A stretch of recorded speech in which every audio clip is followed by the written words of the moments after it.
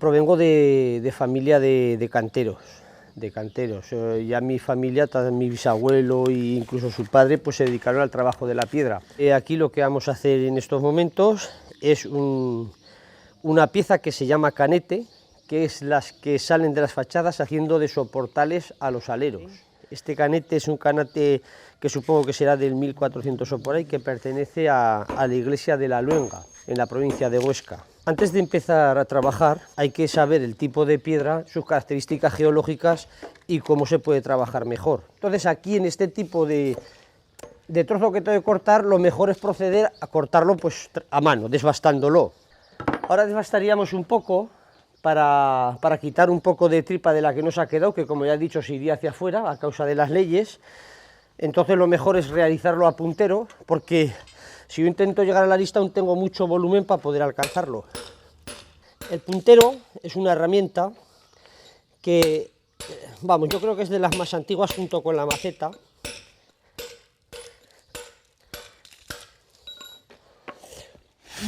Para acabar de sacar la arista, vamos a sacarla con el escarfilador.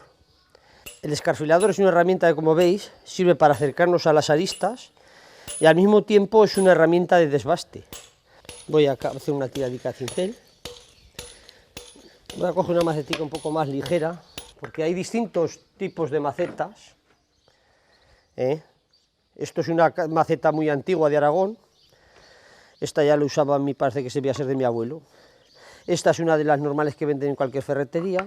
Esta es una maceta de copa.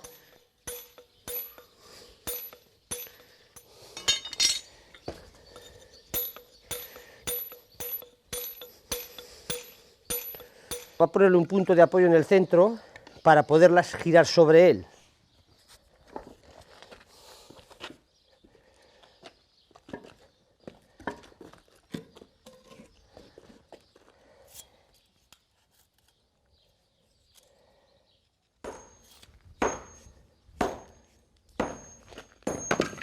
En este caso, al haber debilitado por abajo y tener menos altura, ha bajado mucho mejor.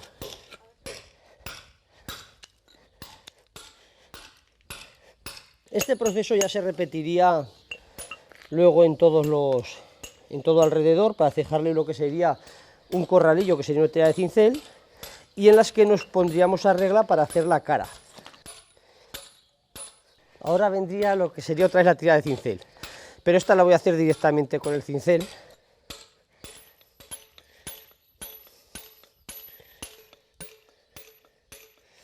Hoy en día, gracias a estas herramientas, realmente se nos quita mucho trabajo. Siempre hay que usar una mascarilla, y si puede ser de doble capa para materiales sólidos, porque es muy rica en cuarzos y sílices, porque al ser una arenisca es el grano que la compone. Entonces puede provocar lo que es la silicosis, la enfermedad del minero. Si cogemos y empezamos a igualar esto, que queda aquí medio centímetro en el centro, con el cincel o con un puntero, para no hundirnos, cada golpe quitamos una cantidad realmente bastante pequeña, lo que es un trabajo largo y costoso. Actualmente lo procedemos a hacer con una lija diamantada.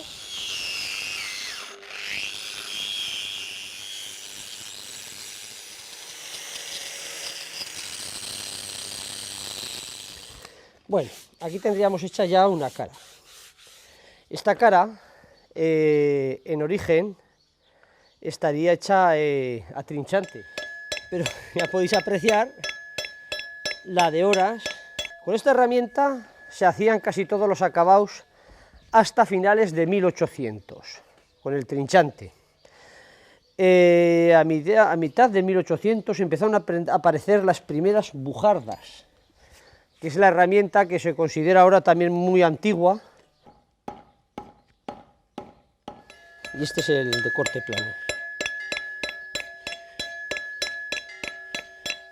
con dentados.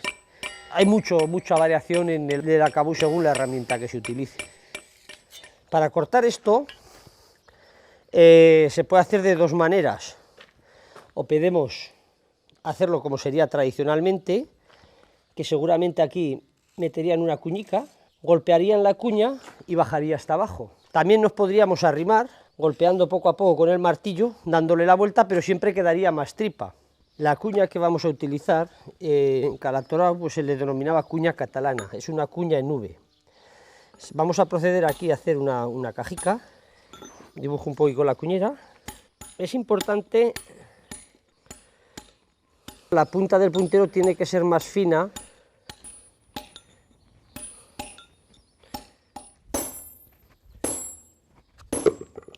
Como podemos ver, la cuña ha cortado bastante bien, no ha habido ningún problema, pero hay una curiosidad que ha salido aquí, que han salido dos agujeros. Estos dos agujeros son unos agujeros que son de barrenas de unos 32 milímetros o por ahí, que vienen de arranque, entrar unos 30 centímetros, tampoco nos interfiere, porque la moldura que vamos a realizar la haremos en este otro lado. Voy a cortar con la radial, meteré dos pinceles, golpearé con la maceta y cortará. O sea, antiguamente se hacía con las cuñas catalanas, hoy en día para este tipo de trabajo es muy sencillo hacerlo así. Vamos a sacar esta cara plana. Este proceso lo vamos a hacer todo con herramientas actuales. Voy a marcar alrededor y voy a sacar todo con la radial para cortar una cara plana.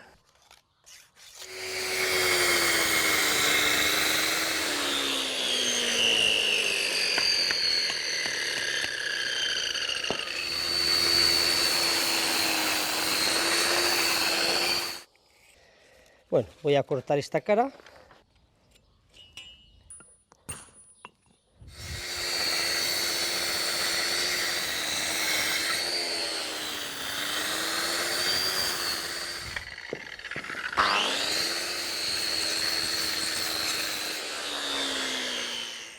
Bueno, lo que sería la pieza en la que sale el canete ya está realizada.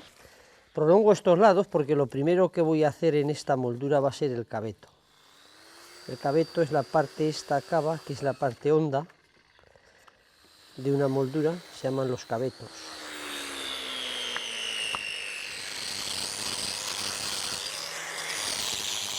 Un paso muy sencillo para alcanzar el fondo, viendo la profundidad que tiene, sería lo que llamaríamos hacer una ranura en V, y así nos quedan dos muy pequeñas que fácilmente las podemos hacer, ya sea a mano o de cualquier otra manera.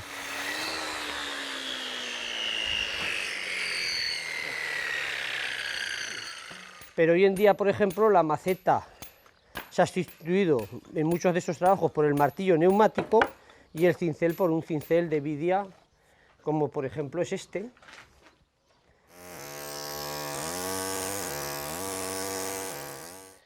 Todo se iguala de arriba abajo. Este acabado lo dejaremos a cincel.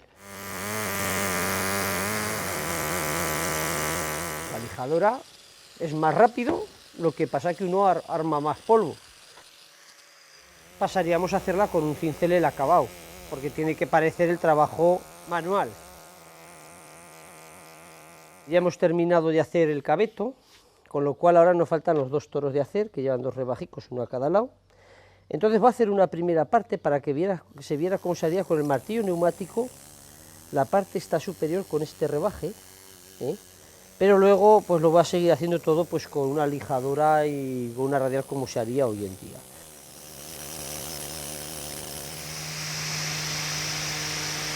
El hacer esto es tan fácil como seguir haciendo líneas tangenciales que rocen a la circunferencia. Al final es que infinitas líneas hacen un pilar, una columna, y ya está hecha. Ahora vamos a comenzar el de la parte superior.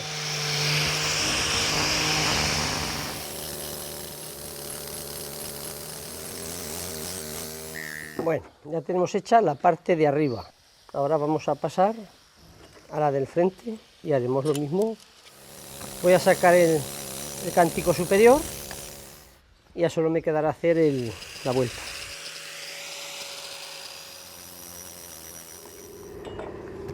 Bueno, ya tendríamos hecha la moldura del canete.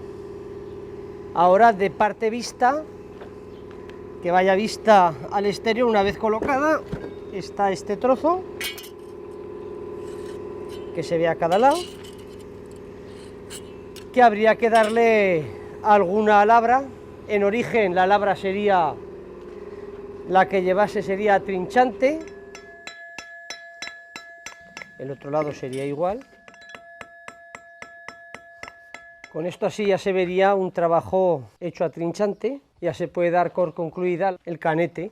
Aquí vendría la pared de la iglesia y aquí vendría otra parte que haría de alero con alguna moldura y saldría lo que es el tejado de la iglesia.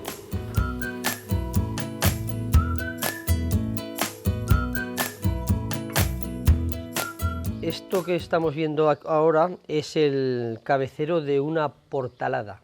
Este tipo de piedra es una piedra también muy común en Aragón. Es la que generalmente se le llama o se conoce, pero en todas partes se conoce con el nombre de piedra campanil. El nombre de campanil significa que suena como una campana. Lo que vamos a hacer es una reproducción de una portalada. El dibujo de la portalada es este. Es una portalada de 1807 que está bastante dañada y pertenece a la localidad de Sena. Entonces aquí estamos hablando de hacer una reproducción. Esta tiene varios elementos muy distinguibles y distintos, como es el cabecero, con dos trozos como diamantes a los lados, dos Vs, 1807, y lo que parece una lira en la parte inferior. Luego lleva unos ornamentos en los estribos para embellecer el arranque del cabecero, y en las jambas les vamos a tallar los escudos del matrimonio que actualmente vive en la casa, Campo y Sanz. Este sería una fotografía, un detalle de lo que sería la clave, que la tendríamos aquí ya dibujada a la escala 1 a 1 que la vamos a realizar. Esto sería para proteger la tiradica que dejamos alrededor de 1 centímetro.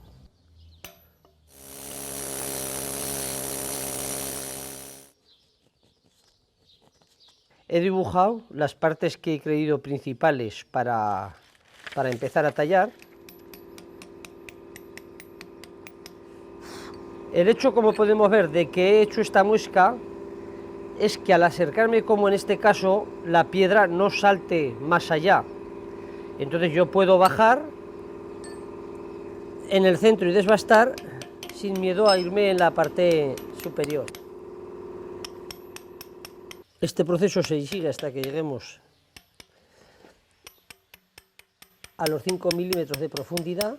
Como podemos ver, tradicionalmente este trabajo pues es muy costoso. Antiguamente había muy buenos herreros, los temples eran extraordinarios.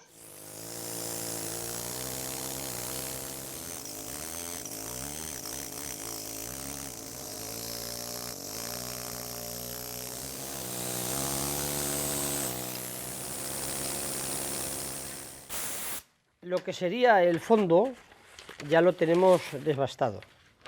Ya lo hemos sacado, unos 5 milímetros aproximadamente. Una vez que hemos calcado todo este dibujo, vamos a seguir con la talla.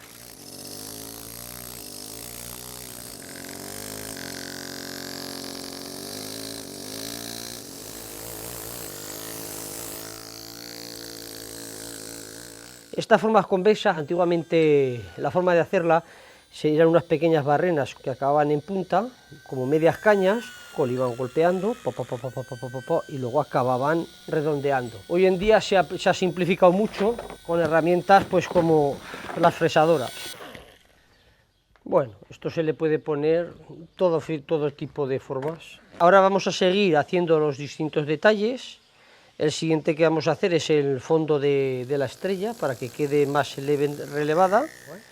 Luego continuaremos con el número, el 1807, y luego haremos esta arpa. Vamos otra vez a coger la fresadora y a ponerle otra bolita más pequeña. Ahora vamos a hacer ya la última parte de abajo. Ahora lo que voy a hacer es darle una lijada a la superficie con una lija fina para que destaque más sobre el fondo y luego pues repasar un poquito el fondo. Ahora el acabado del fondo pues sería a cincel. Esto ya lo podíamos dar por concluido. Aquí tendríamos ya acabado un bajorrelieve de 1807, de una casa de Sena. Y es una talla de Santa María Magdalena, que va destinada para la iglesia de Torrente de Cinca. Estaba en una hornacina encima de la puerta de la iglesia, que durante la guerra civil, pues entre los muchos atropellos que pasó, pues fue destruido las imágenes que estaban colocadas en la fachada de la iglesia. Después de tomarle medidas y hacerle algunas fotos y por ahí, me he sacado ciertos dibujos. Los dibujos los utilizo, pues los perfiles como plantillas, o sea, le doy al bloque un gran corte en un perfil para centrarlo, otros perfiles. Una vez que he sacado esos perfiles, sigo aislando zonas de ellas. Todo esto en manera global, como si fuera una figura más o menos cubista, para acercarme a las zonas. El rostro de María Magdalena sería el perfil izquierdo a escala, este sería el perfil derecho. Con esto voy mirando las profundidades de los ojos, la distancia a la que llega la boca. Por ejemplo, lo último que hice pues fue esta mano, que ahora estaba en la práctica que estoy en el lijado. Para hacer esta mano, lo primero que realicé fue lo que sería el cáliz, porque el cáliz tiene que envolverlo la mano. Igual que he dicho que he hecho la imagen, el mismo proceso he seguido para esta mano. En este caso, cuando envuelve aquí el cáliz, lo hace como si fuera una posición natural. Cuando se hace esto, sucede algo, que es que el dedo más corto es el que más lejos llega. Aunque sea el más pequeño, es más estrecho al que el cáliz, hace una circunferencia mayor, con lo cual alcanza mayor distancia. Aquí lo que realmente le faltaría es un poquito de lija en los dedos para quitar los golpes del cincel. Dentro de mi trayectoria profesional, que empezó dentro de la cantería, desde que era muy joven, en la cantera familiar, luego cuando vine a Virahuesca me dediqué mucho tiempo también a la enseñanza de la cantería dentro de distintas escuelas taller. Aparte de eso, pues sobre todo a partir de 1992, me parece recordar, empecé a hacer bastante escultura, no dejando de hacer trabajos de cantería. Me gustan mucho las figuras geométricas, como las cintas de Moebius, esferas que no se pueden extraer de dentro de la escultura donde están talladas. Me gusta darle tanto protagonismo o más al hueco y a la luz como al volumen de piedra que queden formas muy movidas, muy ligeras. Con el paso de los años y la experiencia adquirida, Pedro Anía ha dado un paso adelante en su profesión de cantero tradicional para pasar a convertirse en un reconocido artista de la talla de la piedra. Soy Eugenio Monesma, director y productor del documental que acabas de ver. Si te ha gustado, te animo a que te suscribas activando las notificaciones desde la campanita y así podrás disfrutar de los cientos de documentales que ya tengo en el canal y de los que semanalmente voy a ir subiendo.